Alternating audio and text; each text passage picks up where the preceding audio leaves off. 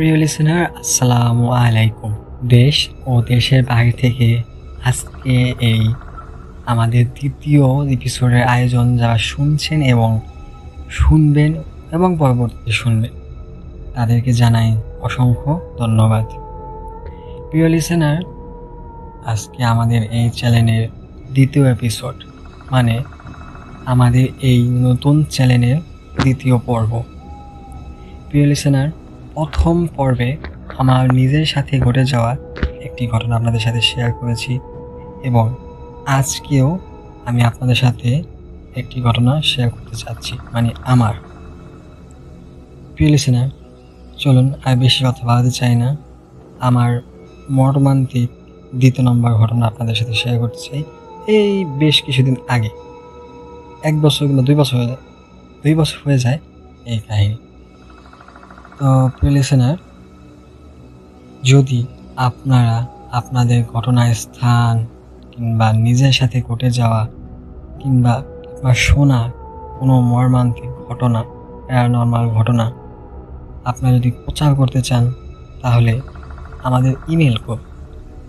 আমাদের প্রথম ওয়ে হলো ইমেল। আমাদের ইমেল অ্যাড্রেসটি হলো voiceofrjmunna@gmail.com voiceofrjmunna@gmail.com। লিসেনার, এটা হলো আমাদের অফিসিয়াল ইমেল অ্যাড্রেস। আপনার প্যারানর্মাল ঘটনা এবং আপনার আত্মীয় স্বজন কিংবা আপনার বন্ধু বান্ধবের সাথে যত ঘটনা আছে, প্যারানর্মাল ঘটনা, আমাদের সাথে শেয়ার করতে পারেন। লিসেনার, ইমেল ছাড়া আমাদের ওয়ে নাই কোনো ঘটনা কালেক্ট করার। যদি বলেন যে ফেসবুক আছে, টেলিগ্রাম আছে, ইনস্টাগ্রাম আছে, টুইটার আছে, এগুলা দিয়ে ঘটনা কালেক্ট করা খুব একটা ঝামেলার মতো হয়ে যায়। যেমন আপনার যদি অডিও ক্লিপ পাঠান, তাহলে অডিও ক্লিপ ডাউনলোড করতে খুব কষ্ট হয়, অডিও ক্লিপ ডাউনলোড করা যায় না, কোনো ওয়ে থাকে না। যদি যদি লিখিতভাবে পাঠান, তাহলে অবশ্য আমরা পেতে পারি। কিন্তু ইমেল এমন একটা জিনিস, আপনি অডিও ভিডিও যাই বলেন না কেন, আমরা সেভ করে নামাতে পারবো এবং আপনাদের যত দ্রুত সম্ভব কালেক্ট করে শোনাতে পারবো। যদি কালেক্ট করার মতো বা প্রচার করার মতো হয়ে থাকে আপনার ঘটনা, তাহলে আমরা অবশ্যই প্রচার করতে বাধ্য থাকবো। পেরেছে না? তাহলে চলুন আমার ঘটনায় আমি এখন চলে যাই।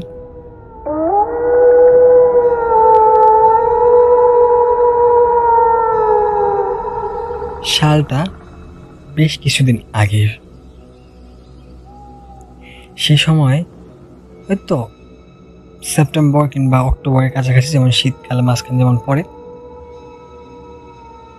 ওই সময় আমার এক জায়গা থেকে কল আসে যে বন্ধু, ব্যাডমিন্টন খেলতে হবে। আমি বললাম, বন্ধু ব্যাডমিন্টন, আমি তো একটা লিগে আছি, তাহলে আমি তোমার ওখানে কীভাবে খেলতে যাব? তখন আমার বন্ধু বলল, বন্ধু আমাদের এখানে লিগ রাত 11টায় শুরু হবে, মানে আমাদের যে দলের লিগ রাত 11টা বাজে শুরু হবে এবং 5টা বাজে শেষ হবে। এতক্ষণ পর্যন্ত ব্যাডমিন্টন খেলা হবে। তো লিগ চলবে, ব্যাডমিন্টন যেমন লিগ হয়, যেমন এই যে আপনারা যেমন ক্রিকেট খেলার লিগ দেখেন, ওই রকমই ব্যাডমিন্টনেরও লিগ হয়। যেমন আমাদের এখানে বাংলাদেশে ছোটোখাটো লিগ হয়, যেমন এই যে এই পাড়া থেকে ওই পাড়া, ওই অঞ্চল থেকে ওই অঞ্চল, এই রকমের লিগ হয়। তো আমার দলে আরেকজন আমার বন্ধু ছিল, তার বাড়ি যেখানে তারা ব্যাডমিন্টন লিগ খেলবে সেইখানে। লিসেনার, আমার যেখানে এই ব্যাডমিন্টন লিগ খেলবে তার পরিচয় বর্ণনা দিই, তাহলে আপনাদের বুঝতে সুবিধা হবে। আমাদের এখান থেকে, মানে আমাদের এই উত্তর দারিয়াপুর গ্রাম থেকে, সেই গ্রামের নাম হলো টালাবহর। সেই গ্রামের নাম হলো টালাবহর। এখান থেকে প্রায় 12 কিলোমিটার, 12 কিংবা 20 কিলোমিটারের মতো হবে ডিফারেন্সিয়াল। আমি সাইনবোর্ডটা এখনো খেয়াল করে নিই, 20 কিলোমিটার। তো প্রিয় লিসেনার, এত দূর পর্যন্ত ডিস্টেন্স, মাঝখানে আছে কাঞ্চনপুর, তারপর ছোট কাঞ্চনপুর, এগুলা আছে, প্লিজ না। তারপরে আমি বন্ধুর কথায় রাজি হয়ে যাই, যেহেতু 11টা বাজে লিগ, আমার আগেও কিছু লিগ আছে, যেমন আমার আগে 7টা 8টা এই সময় লিগ থাকে। ব্যাডমিন্টন সময়টা কিন্তু খুব একটা দারুণ একটা সময়। আরে যেমন গরম লাগার জন্য শরীরে ব্যাডমিন্টন, ব্যায়াম করার জন্য ব্যাডমিন্টন, এটা খেলতেই হয় শীতকালে। হাত পাড়া দিন কেমন, মানে মনটা দিন কেমন ফ্রেশ লাগে না, ফ্রেশ লাগার জন্য ব্যাডমিন্টন অবশ্যই খেলতে হয়। তো আমার বন্ধু কল দিল, কল দেওয়ার পরে আমি বললাম, বন্ধু ঠিক আছে আমি যাব, যেহেতু আমি যাব আমার গাড়ি ভাড়াটাও দিয়ে দিতে হবে তোমার, এবং আমাকে কত দিয়ে কেনা হয়েছে, মানে ব্যাডমিন্টনের জন্য কিন্তু কিংবা কোনো খেলার জন্য কিন্তু প্লেয়ারকে কেনা হয়। আমি বললাম, বন্ধু জিজ্ঞেস করলাম যে বন্ধু তাহলে আমাকে কত দিয়ে কেনা হয়েছে। আমার বন্ধু বলল, যদি আমরা জিততে পারি তাহলে রেফ্রিজারেটর, মানে একটা যমুনা ফ্রিজ, ফার্স্ট পুরস্কার। আর দ্বিতীয় পুরস্কার হলো একটা LED TV, Walton LED TV 32 ইঞ্চি। বন্ধুরা বললাম, বন্ধু ঠিক আছে তাহলে আমি যাব, তাহলে আমার গাড়ি ভাড়া আপনি দিয়ে দিবেন এবং আসা যাওয়ার গাড়ি ভাড়া আপনার দিতে হবে, কারণ আপনি যেহেতু আমাকে কিনছেন তার মানে আপনি আমার ভাড়া দায়ভার সবই নিতে হবে আপনাকে। আমার বন্ধু বলল ঠিক আছে আয়, আমি তো দায়ভার সবই নিব। তখন প্রিয় স্যার ওই দিনই আমি রাত আনুমানিক কয়টায়, রাত আনুমানিক 9টা 45-এ আমার এই বাড়ি থেকে বের হয়েছি। আমার হাতে ঘড়ি ছিল, পকেটে কিছু টাকা নিয়েছিলাম, যদি খিদা লাগে কিংবা কোনো কিছু মানে কেনার প্রয়োজন হয় তখন যদি আমি টাকা দিয়ে প্রয়োজনে কিনতে পারি, কিংবা যাই হোক যদি আমি টাকা দিয়ে কিছু করতে পারি। টাকা নিয়েছিলাম, ফোন নিয়েছিলাম, বাসায় বলে আসলাম যে ব্যাডমিন্টন খেলতে গেলাম। তো বাসায় বললো যে কি তুই এত রাতে কোথায় যাবি? আমি বললাম মা এরকম ব্যাডমিন্টন লিগ আছে, আমি ব্যাডমিন্টন লিগে খেলতে যাব। মা বললো ঠিক আছে, আমি যেহেতু ব্যাডমিন্টন খেলতে পছন্দই করি সেহেতু মা বললো ঠিক আছে যাও, বেশি দেরি যেন না হয়, হায়েস্ট 1টা কিংবা 12টা, এর বেশি জনই বাইরে থাকা না হয়। আমি বললাম মা ঠিক আছে। সুন্দরভাবে যেখানে ব্যাডমিন্টন খেলা হবে সেই বন্ধু বাড়ির কাছে চলে গেলাম এবং বন্ধুকে গিয়ে কল দিলাম, বন্ধু আমি এসে গেছি, এখন ব্যাডমিন্টন খেলা কোথায় হবে সেটা আমাকে জানাও এবং আমি খেলা শুরু করতে চাচ্ছি। আমার বন্ধু বলে ঠিক আছে একটু অপেক্ষা করো, আমি সকল প্লেয়াররা দেখো এসে গেছে, দেখো টালাবহর প্রাইমারি স্কুল মাঠে খেলা হচ্ছে। বন্ধু বললাম বন্ধু ঠিক আছে আমি ওখানে যাচ্ছি, তুমি জলদি তাড়াতাড়ি চলে আসো এবং আমার টিমে কে কে পড়েছে তাদেরকে নিয়ে এসো। আমার বন্ধু বললো ঠিক আছে আসতেছি আমি। তখন ব্যাডমিন্টন খেলা শুরু হলো। ব্যাডমিন্টন ভালোই খেললাম বলতে গেলে। ম্যাচ আমাদের প্রতিটা টিমের 2টি করে ম্যাচ খেলানো হয়েছিল। প্রথম ম্যাচটি আমরা হেরে যাই, দ্বিতীয় ম্যাচটি আমরা জিতে যাই, মানে আমাদের পয়েন্ট কিছু বাড়ানো হয় এরকমের। তখন রাত কটা বাজে শিওর আমার মনে নেই, আমি ঘড়ির দিকে তাকাইনি। খেলা শেষ, সব দলের খেলা শেষ নেই, আমার দলের খেলা শেষ। আমি যেহেতু বাসায় বলে আসছি যেহেতু চলে যেতে হবে তাড়াতাড়ি, বন্ধু বললাম বন্ধু আমার যেহেতু খেলা শেষ তাহলে আমি চলে যাই। আমার বন্ধু বললো যে না তুই একটু পরে যা, আমি তো আগিয়ে দিয়ে আসি। আমি বললাম দরকার নেই বন্ধু, আমার বাসায় পরিবার টেনশন করবে, যেহেতু তোর এখনো অনেক কাজ আছে, তাহলে কাজগুলো কর, আমি একা একা চলে যাই। আমার বন্ধু বললো একটু থাক, আমি তো বাইকে দিয়ে আসবো নি, আর রাস্তাঘাট ভালো না, তুই একা যা ভালো হবে না। তো আমি জানতাম যে রাস্তাঘাট ভালো না, তবু আমার অতটা মানে মন টিকে নাই। ওদের বলছিলাম যে শয়তানে ধোকা দিলে কি কখনো মন টিকে, তো তখন আমার মন টিকে নাই।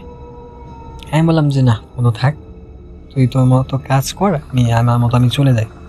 যদি রিক্সা পাই রিক্সা দিয়ে যাবো, আর যদি রিক্সা না পাই তাহলে হাঁটতে হাঁটতে চলে যাবো।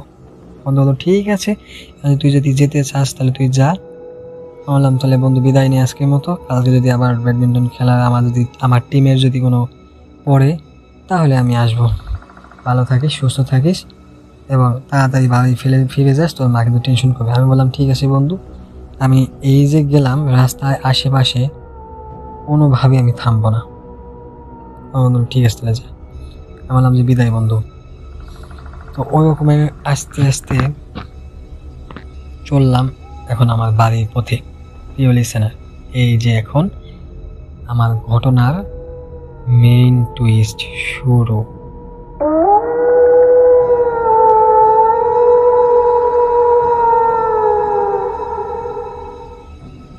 ধৈর্য সহকারে কানে ইয়ারফোন লাগিয়ে হালকা সাউন্ড দিয়ে আপনারা এই ঘটনা শুনবেন।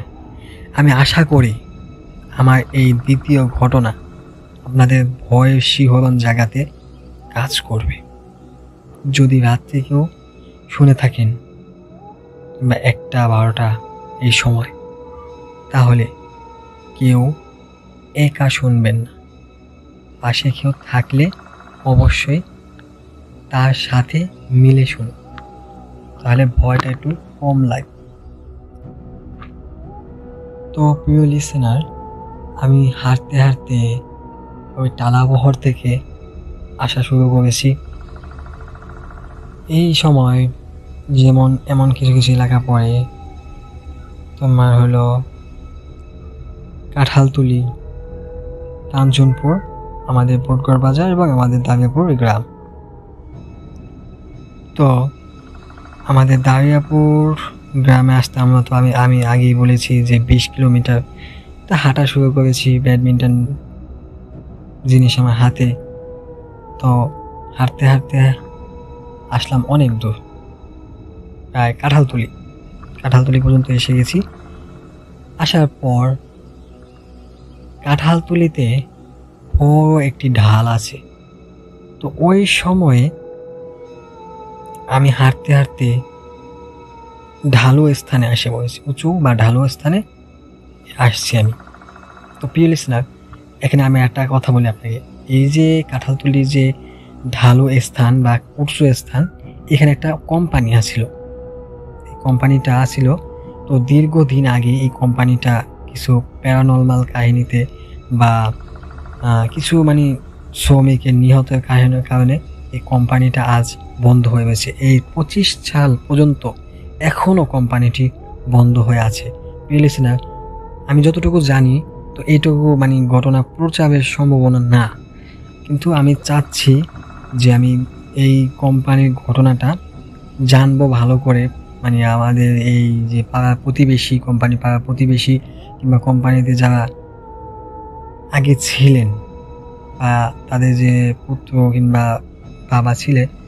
বাবা সন্তান এগুলো যারা ছিল, তাদের কিছু না কিছু আমি পাবো অবশ্যই। তাদের কাছ থেকে আমি এই ঘটনাটা আমি কালেক্ট করবো। দোয়া রাখবেন যেন আমি ঘটনা কালেক্ট করতে পারি, তাহলে আমি আপনাদের এই কোম্পানির ঘটনাটি আপনাদের শেয়ার করতে পারবো বা প্রচার করতে পারবো। তো এই কোম্পানিটা এখন বাদ দিই, এখন আমার কাহিনীতে আসুন। তো যখন আমি এই কোম্পানির কাছাকাছি বা এই ঢালু স্থানের কাছাকাছি আমি এসেছি, তখনই প্রিয় লিসেনার, আমার শরীরটা কেমন যেন একটা ঝাঁকি দিয়ে উঠলো। গরম বাতাস যেমন লাগে ওই রকমই আমার একটা গরম বাতাস, ঝাপসা বাতাস মনে হলো আমার পিছন দিয়ে চলে গেল।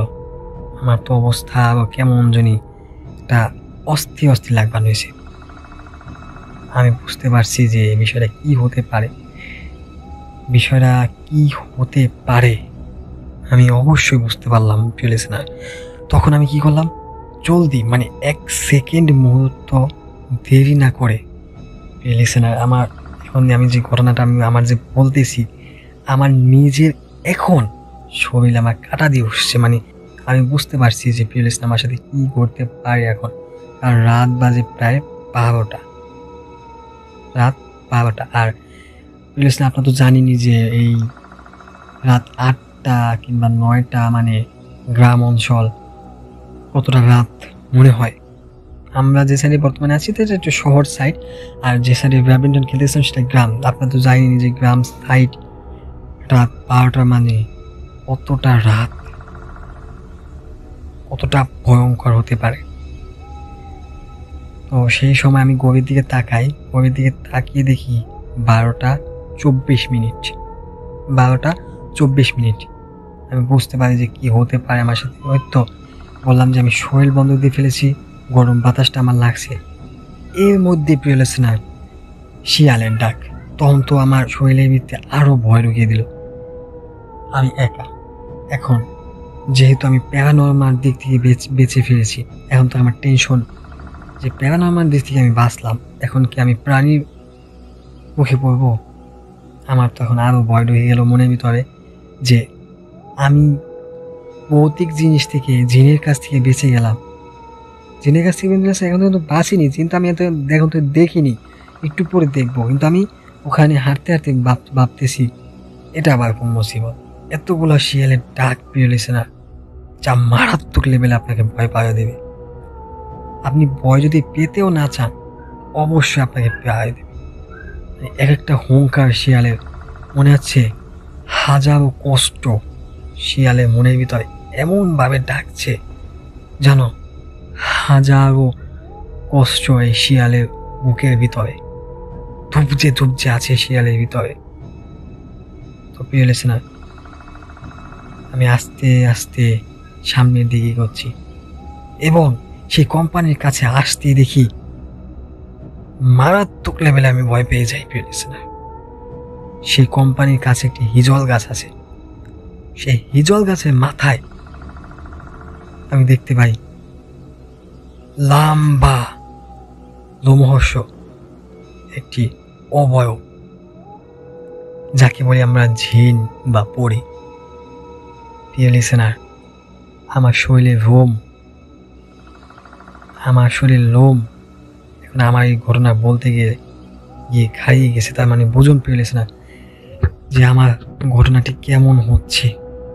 আমি যখন বলতে যাচ্ছি আমার দমটাও আটকে আসছে। তো দেখতে পাই কালো লোমহর্ষ বড় আকৃতির একটি অবয়ব বসে আছে সেই হিজল গাছের উপরে। আমি তো বুঝতে পারছি যে কি কাহিনী হচ্ছে আমার সাথে। আমি বললাম, আল্লাহ তুমি এক এবং অদ্বিতীয়, রক্ষা করো মালিক। আমি জানি তুমি আমাকে রক্ষা করবে। আর যেহেতু আমার আয়াতুল কুরসি পড়া, প্যারানর্মাল দিক থেকে বাঁচতে আমি সাপোর্ট পাবো। তো প্রিয় লিসেনার, তারপরে যা দেখলাম তা শুনে আপনাদের মাথা আরও ঘুরে যাবে। প্রিয় লিসেনার, দেখলাম তাকিয়ে আমি তার মাথার দিকে আমি ফোকাস দিলাম। তাকাতে আমি তার মাথার দিকে ফোকাস দিলাম। প্রিয় লিসেনার, তার মাথা নেই, তার মাথা সম্পূর্ণ নেই। শুধু এই বুকে এই যে মাথা যদি কেটে ফেলা হয়, গলা যদি কেটে ফেলে একবার ফালিয়ে দেওয়া যায়, একবার মাথা থেকে গলা পর্যন্ত কোনো একটু অংশ নেই। আর রক্ত, লিসেনার, এমনভাবে বের হচ্ছে, ছ্যাঁত করে রক্ত বের হচ্ছে। আমি তো দেখি আমার অবস্থা সেখানে বমি করার মতো। রক্ত দেখলে মানুষে কিন্তু অনেকেই বমি করে, তো রক্তটা বমি করার মতো। আর এমন মানে যখন রক্ত বের হয়েছে, আমি যখন ফোকাস দিয়েছি, আর এমন গন্ধ, প্রিয় লিসেনার, ইস, বিরক্তকর একটা গন্ধ। যেমন রক্ত পচলে যেমন গন্ধ বের হয়, ওই রকমের গন্ধ, মানে মারাত্মক লেভেলের। নিজের মানে পেটের নাড়ি বুড়ি আমার খুবই খারাপ অবস্থায় এসে পড়ছিল। আর একটু যদি দেরি হতো তাহলে আমি আমার খবর আসলে খুবই বমি করতাম, বমি করে অজ্ঞান হতাম বা সেন্সলেস হয়ে যেতাম। একটা না কিছু হতোই আমার। লিসেনার, তখন আমার অবস্থা খুবই খারাপ। মাথা নেই, আবার হাতের নখ এমন বড় প্রিয় লিসেনার, ওই যে ও যে ঝিনটা যে হিজল গাছে উপরে বসে আছে, হিজল গাছের মাঝ বরাবর ওর নখ এত বড় বড় ঝুলে আছে। আমি বললাম হয়েছে কাম, আর আমি কিভাবে যাব? আমি তো আয়তুল কুরসি পড়ে এখন হাঁটা শুরু করেছি। আমি ওর দিকে আমি দেখছি, আমি যে একটা মনের ভিতরে ভয় পেয়েছি ওকে দেখে, বা শরীরের ভিতরে যেটা ভয় পেয়েছি, আমি এই জিনিসটা আমি ওরে আমি বুঝতে দিব না যে আমি ভয় পেয়েছি। তাহলে প্লিজ না, ও আমাকে আরও ভয় দেখানোর চেষ্টা করবে, আরও ভয় দেখানোর চেষ্টা করবে। এখন তো প্লিজ না, আমি পড়ছি বিপাকে। প্লিজ না, আমি তো আপনার ফার্স্ট ঘটনায় আমি বলেছি যে আমাদের হাদিসেই আছে, যদি রাত্রিবেলা চলাফেরা করতে হয় বা একাত্মভাবে যদি আপনার চলাফেরা করতে হয়, যদি সেই সময়ে বা সেই ঘন্টায় কিন্তু সেই মিনিটে যদি আপনার পাশ দিয়ে কোনো প্রাণী হেঁটে যায়, যেমন সাপ বা বিড়াল বা যে কোনো প্রাণী যদি আপনার হেঁটে যাওয়ার চেষ্টা করে কিংবা দেখা হয় বা পাশ দিয়ে যাচ্ছে, তখন আপনি কি করবেন? ওই প্রাণীটাকে আপনি বাম সাইডে ফালিয়ে দেবেন, মানে আপনি ডান সাইডে যাবেন, মানে ডান সাইডে হাঁটাচলা করবেন, আর ওই প্রাণীটি বাম সাইডে থাকবে, আর বাম সাইডে হাঁটাচলা করবে। তাহলে প্লেয়ারিস না কি বোঝা গেল? এখানে আমরা একটু সুরক্ষা পাই। হাদিসে যেহেতু আমরা আছে, হাদিস তো মিথ্যা হতে পারে না, সেজন্য এটা আমি প্লেয়ারিস না, আমি নিজে প্রমাণিত এটা, যে এই কাজটা 100% কাজ করে। যেমন এই যে এখন যে আমি ঘটনাটা বলছি, এই ঘটনা 100% কাজ করবে। প্রিয় লিসেনার, এখন শুনুন আমার সেই এক্সপেরিয়েন্স, খুবই মারাত্মক লেভেল, গন্ধ এমন যা বমি ভাব, নখগুলো এত বড় বড়, পিচ্ছিরি কালো, লোমহর্ষ জিনটা।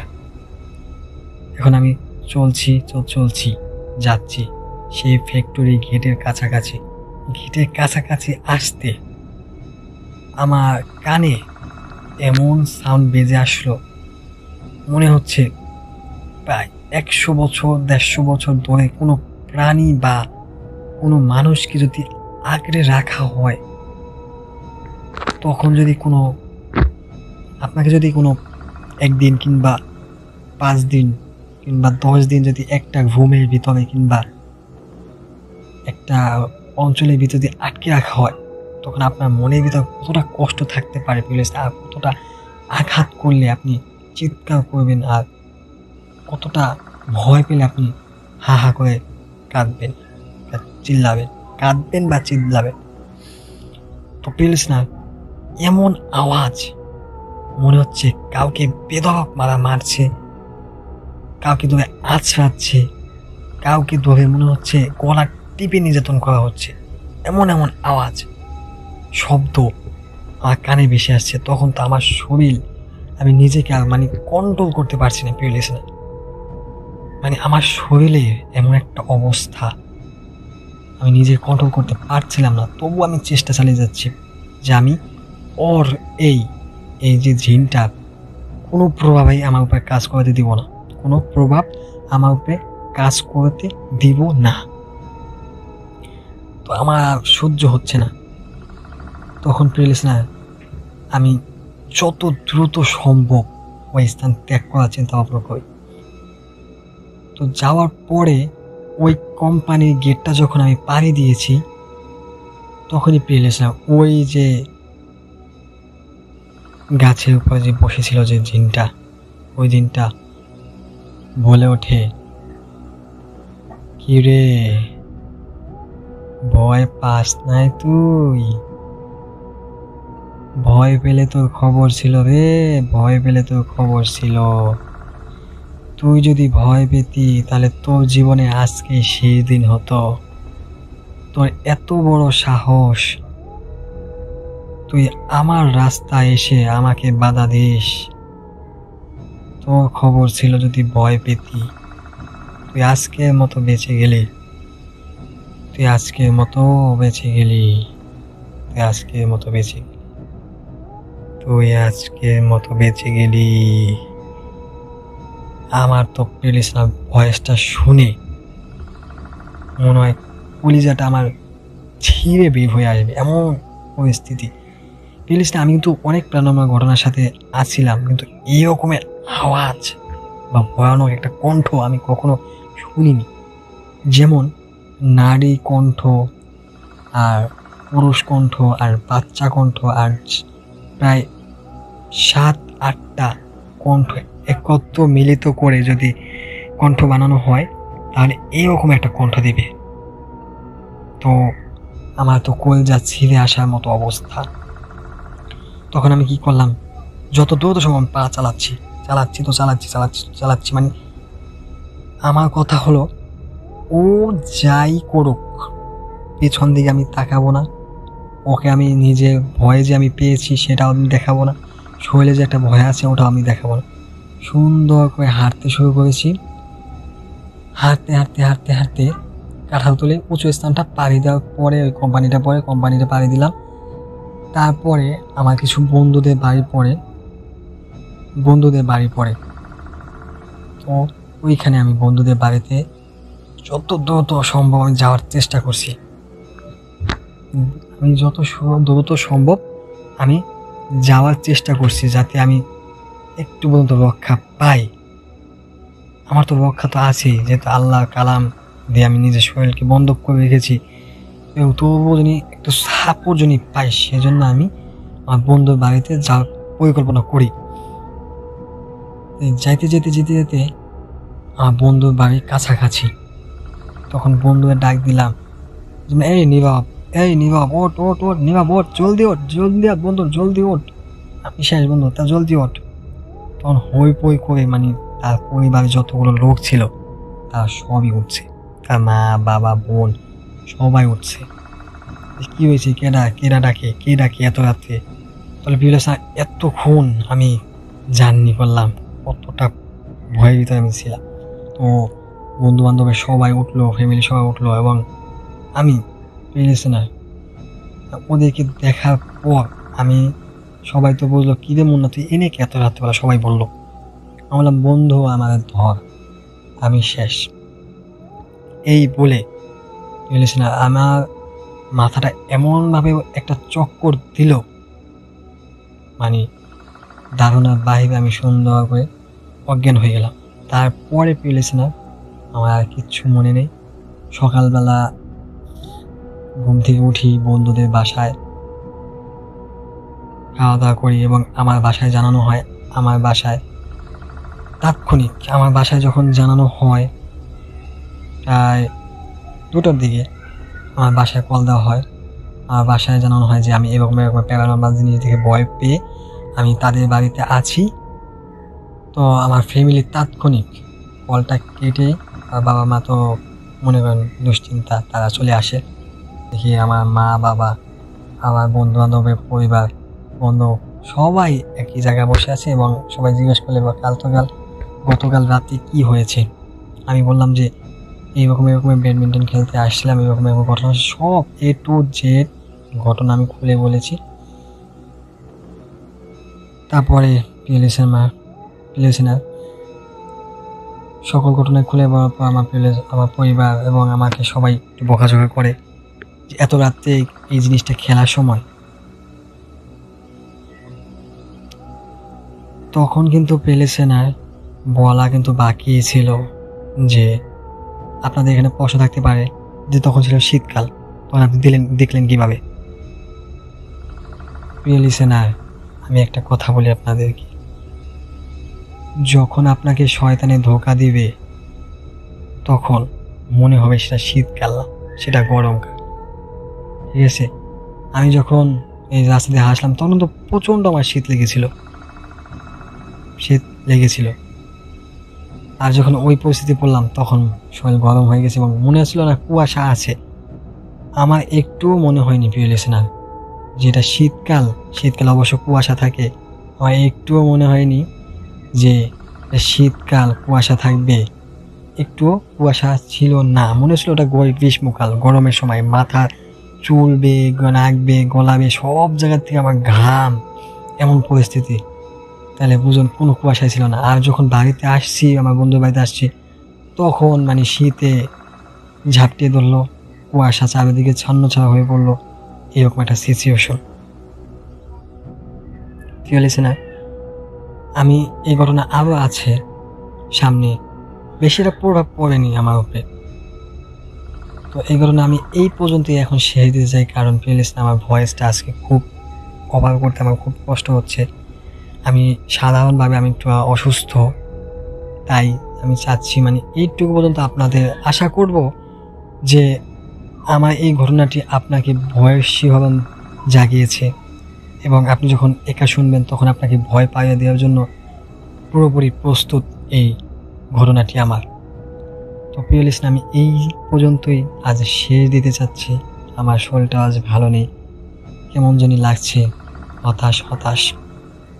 প্রিয় লিসেনার, আপনারা যারা নিজের এলাকার ঘটনা কিংবা নিজের সাথে ঘটে যাওয়া কিংবা যে বন্ধু বান্ধবের সাথে ঘটে যাওয়া প্যারানর্মাল ঘটনা যারা প্রচার করতে চাচ্ছেন আমার মাধ্যমে, তাদেরকে আমি একটা কথা বলবো, আপনারা তারা লিখে বা রেকর্ড করে ইমেলের মাধ্যমে আমাদেরকে পাঠাতে পারেন।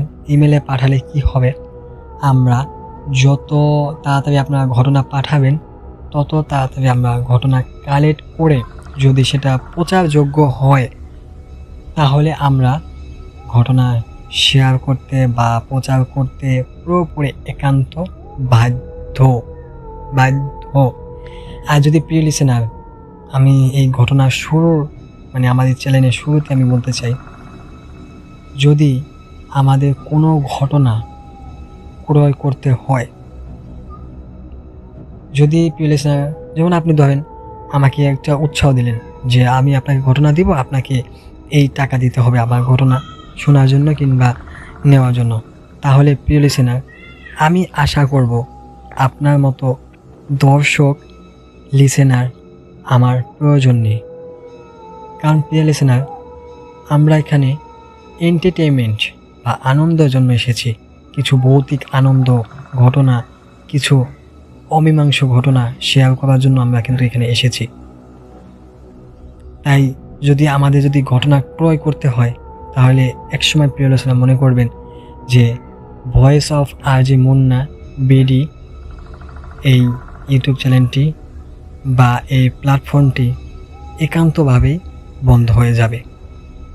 আমি চাই প্রিয় লিসেনার সত্য ভয়ের ঘটনা শেয়ার করতে।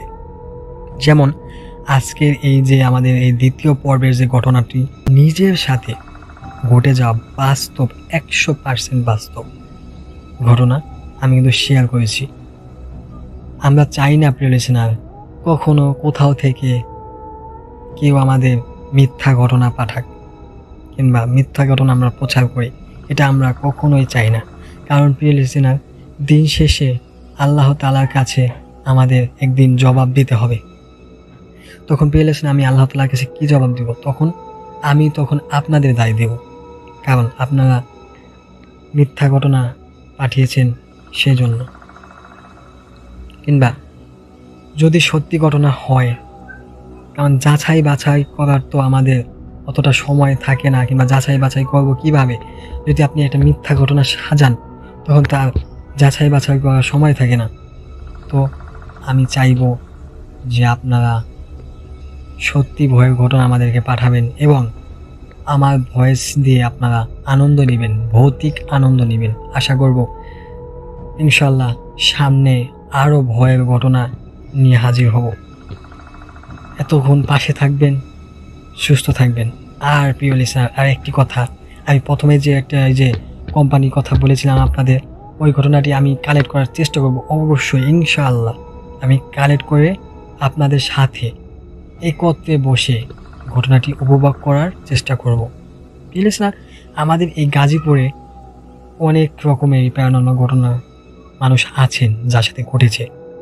আমার কাজ কি, আমি চেষ্টা করব এক একটি মানুষের কাছ থেকে প্যারানর্মাল ঘটনা সংগ্রহ করে, বাস্তব ঘটনা সংগ্রহ করে আপনাদের সাথে বসে একই সাথে বসে চায়ের এক চুমুক দিয়ে ঘটনা শেয়ার করা বা প্রচার করা।